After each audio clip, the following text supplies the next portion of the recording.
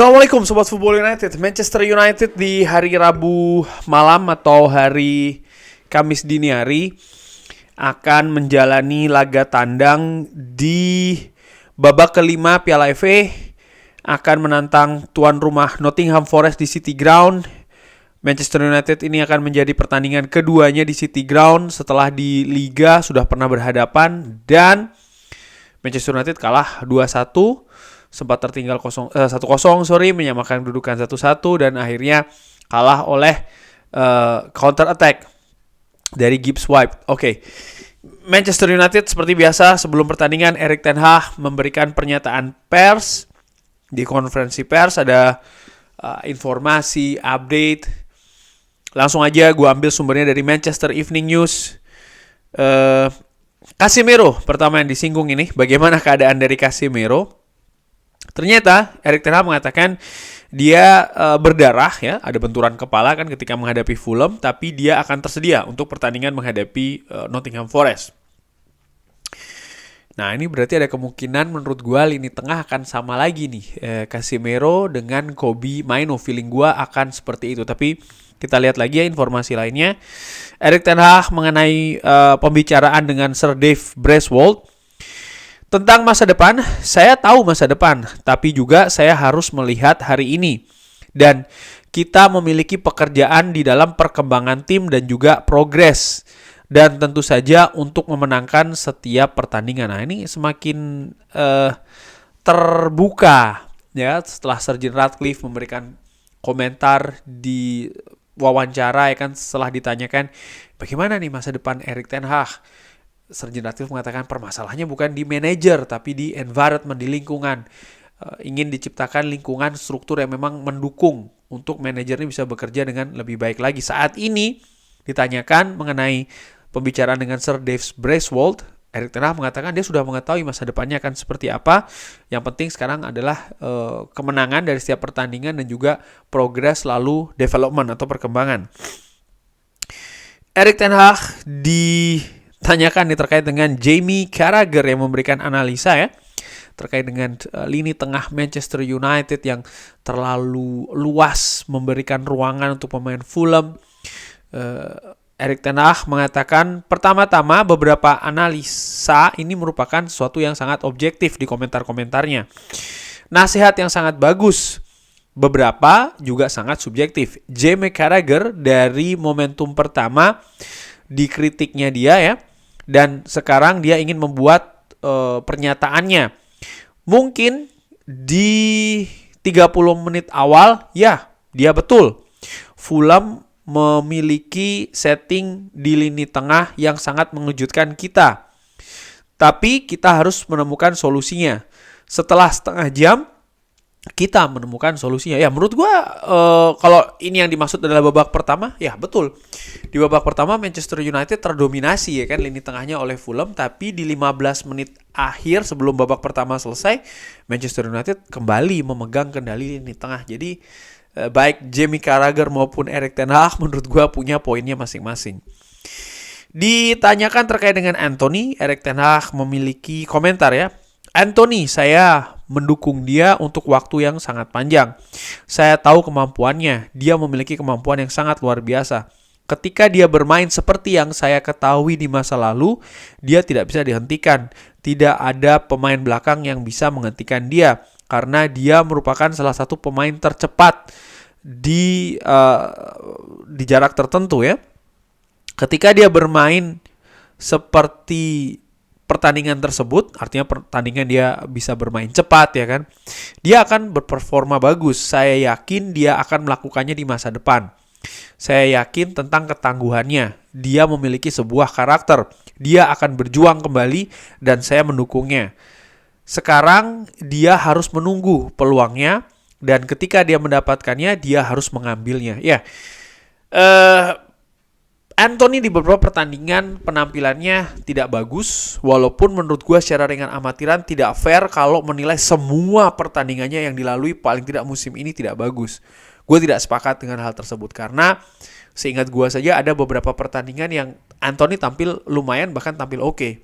Salah satunya adalah ketika Manchester United menghadapi Liverpool di Anfield. Bagaimana peran dari Anthony ini sangat besar, sangat vital ketika Manchester United bertahan ya, menahan gempuran dari Liverpool, utamanya di sisi sebelah kanan Manchester United. Lalu juga kecepatan dia dalam hal transisi. Manchester United mendapatkan beberapa peluang, salah satunya juga dari sisi kanan yang dibangun oleh Anthony. Tapi secara keseluruhan gue nilai memang di banyak pertandingan ya, sehingga ini bisa diambil sebuah rata-rata, memang Anthony tampil di atau underperform sih menurut gue ya di musim ini. Dan Erik ten Hag yang gue apresiasi ketika menghadapi Fulham adalah ya dia tidak memberikan Anthony waktu, bahkan di starting 11 posisinya diberikan kepada pemain muda Omari Forson. Dan ini sekaligus juga menurut gue menjawab pertanyaannya kenapa Erik ten Hag kok tidak berani membuat keputusan, dia terlalu mengenamaskan beberapa pemain. Enggak sih, kalau gue menilai oke, Anthony jelas pemain seharga 90 juta ya dicadangkan karena memang tidak perform. Lalu mungkin ada beberapa yang mengatakan, ya kenapa dengan Marcus Rashford? Well, kalau Marcus Rashford dicadangkan, siapa yang akan dimainkan? Kan di situ pertanyaannya. Kalau dikatakan, ya Amad Diallo kan ada dan lain-lain. Oke, Amad Diallo, Garnacho. Amad Diallo berapa banyak menit yang sudah dimainkan sama dia? Ada beberapa resiko juga ya, sehingga ujung-ujungnya adalah nanti spekulasi lagi. Kiper pun juga demikian. Ada beberapa yang mengatakan, ya kenapa tidak dimainkan Alta Bayindir? Kenapa selalu Andre Onana? Nomor satu alasannya adalah memang plot-plotannya. Skenario awal memang Andre Onana adalah kiper nomor 1. Alta Bayindir adalah nomor selanjutnya. Tom Heaton nomor 3. Alta Bayindir penampilan pertamanya bersama dengan Manchester United juga menurut gue tidak terlalu impresif ya. Walaupun dia mungkin punya potensi yang besar, tapi sesuatu yang dia hadapi saat ini bermain di Manchester United dengan situasi yang tidak positif banget atmosfernya, ini mengandung resiko yang besar bagi seorang pemain yang baru pertama kali bermain di luar negaranya. Jadi resiko itu juga sangat besar sih menurut gua. Sehingga ya memang tidak banyak pilihan terkait lini per lini di Manchester United. Oke, komentar lainnya, Erik ten Hag ingin melihat improvement atau perbaikan. Saya tidak senang dengan penampilan ketika bertahan, khususnya di sisi sebelah kiri. Bagaimana kita melakukan pressing, saya tidak happy ya, karena ketika mereka keluar, khususnya di babak pertama dan ya sekitar 30 menit awal, beberapa kali dari sisi kiri, dan ini tidak bisa terjadi. Dan ini seharusnya terjadi atau perbaikan ini dengan cara ya spirit dan juga passion yang harus lebih baik lagi. Di beberapa pekan yang lalu sebelumnya tim ini sangat bagus dan tentu saja kita akhirnya memenangkan pertandingan-pertandingan sepak bola tersebut. Saya tahu pemain sepak bola bukan robot. Beberapa kali mereka akan memiliki hari yang buruk. Tapi ini tidak bisa terjadi dan ini tidak bisa diterima. Kita harus tampil lebih baik besok. Dan juga di pekan-pekan selanjutnya kita harus tampil lebih baik. Ya, Erik ten Hag juga menyinggung terkait dengan kesabaran kepada beberapa pemain. Pertama-tama saya membawa Kobbie Mainoo dan semua orang mempertanyakannya. Sekarang kita ada di pekan ke-6 dan pertanyaan yang sama ya, mengatakan kalau, atau pernyataan yang sama ya, dan mengatakan kalau dia harusnya pergi ke tim nasional Inggris. Orang-orang yang sama. Lalu Garnacho, ini juga sebuah kebenaran, ini merupakan sebuah kebenaran. Apa yang dilakukan oleh manajer, apa yang dilakukan oleh para staff, sama saja, mereka membutuhkan waktu. Omari datang dan ini tidak mudah untuk berada di sebuah pertandingan ya, karena kita tidak bermain dengan sisi terbaik kita. Tapi dia bermain cukup lumayan. Saya pikir dia menunjukkan kemampuan dan dia bisa menjadi pemain di masa depan. Saya pikir beberapa waktu mereka juga harus tahu bagaimana rasanya bermain di sepak bola level tertinggi. Dan ya Anda sering sekali juga tidak mendapatkan waktu di sana. Anda harus bisa berperforma. Anda harus bisa datang dan Anda harus menunjukkannya. Tapi sebagai seorang manajer, saya tahu mereka membutuhkan waktu. Dan ini sebuah paradok. Saya akan memberikan mereka waktu. Saya percaya kepada pemain-pemain ini. Ya terkait dengan Omari Forson, menurut gue juga tidak adil kalau hanya menilai Omari Forson dari penampilan kemarin ataupun juga musim pertamanya. Pemain bukan robot, pemain bisa berkembang, pemain bisa berubah, dinamika perkembangan karir itu bisa naik dan juga turun, terutama pemain muda. Bagaimana bimbingan support itu juga sangat penting. Dan dari sisi fans juga menurut gue harus secara fair menilainya. Jangan karena pemain muda baru diberikan kesempatan dianggap jelek, wah sudah diserang dan segala macam. Menurut gue hal tersebut bukan hal yang sehat. Mengenai pekan ini ya, di musim ini ada banyak sekali momentum-momentum yang akan datang. Dan pertandingan pertama ini adalah yang paling penting.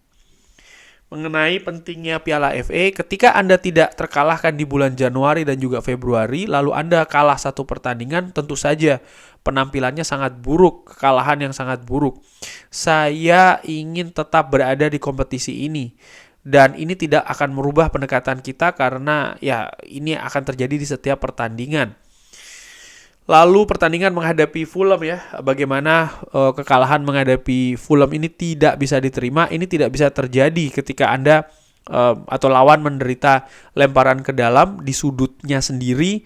Lalu ya bagaimana kita bisa mengatur hal tersebut, ini tidak bagus. Ya itu tadi komentar dari Erik ten Hag, dan menurut gua ada banyak ada banyak kesalahan yang harus diperbaiki, jelas di situ. Dan pertandingan menghadapi Nottingham Forest nanti adalah ajang untuk Manchester United menemukan titik balik ya, karena jangan lupa setelahnya Manchester United akan tandang ke Etihad. Nah, yang menarik adalah selain dari sumber Manchester Evening News, gue ambil dari Center Devils ya. Erik ten Hag mengkonfirmasi kalau Harry Maguire tidak tersedia untuk pertandingan menghadapi Nottingham Forest. Rafael Varane dan juga Bruno Fernandes ini meragukan. Wow, menurut gue ini kabar yang sangat mengganggu. Rafael Varane, Harry Maguire merupakan pilar di lini belakang saat ini. Lalu Bruno Fernandes tentu saja merupakan tulang punggung menurut gue dari permainan Manchester United. Ada beberapa komentar yang mengatakan begini dan begitu, tapi menurut gue itu lebih ke subjektif ya, karena kenyataannya bagaimana angka data menunjukkan bagaimana juga kontribusi dari Bruno Fernandes ini sangat menonjol di tim Manchester United. Dan gue harapkan Bruno Fernandes tidak absen, karena kalau absen sulit sekali mencari penggantinya di skuad ini.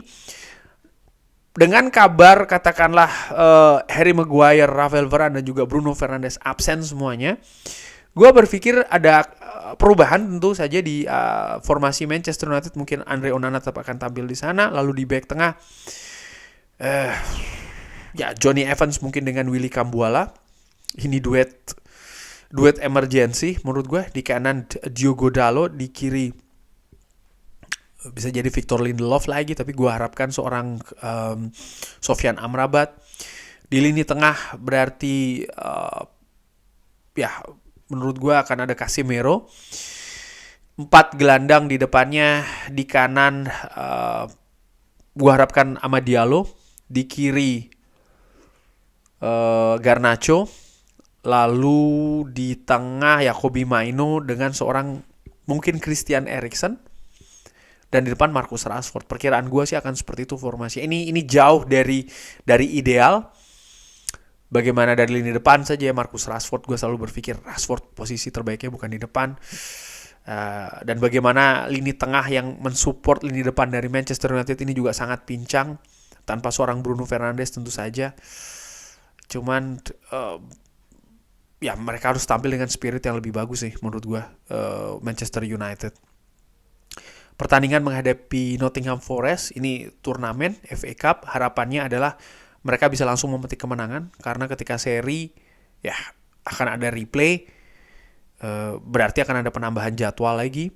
Dan yang paling penting adalah di turnamen itu adalah tentang kemenangan sih menurut gue, karena menang lanjut, kalah tersingkir.